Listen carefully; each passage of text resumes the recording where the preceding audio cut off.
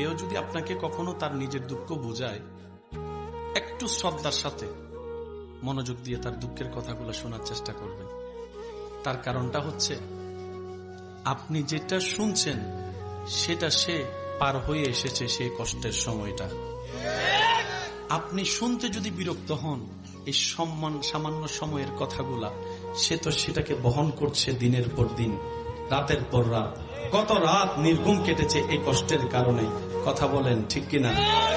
কেউ যদি আপনাকে দুঃখে কষ্টের কথা শোনাতে আসে, আপনি বলবেন, ইয়া রব, তোমার দরবারে লক্ষ কোটি শুকরিয়া যে অন্যজনের অন্তর হালকা করার জন্য তুমি আমাকে ব্যবস্থা করে দিয়েছো, আমাকে সুযোগ দান করেছো। সুবহান আল্লাহ।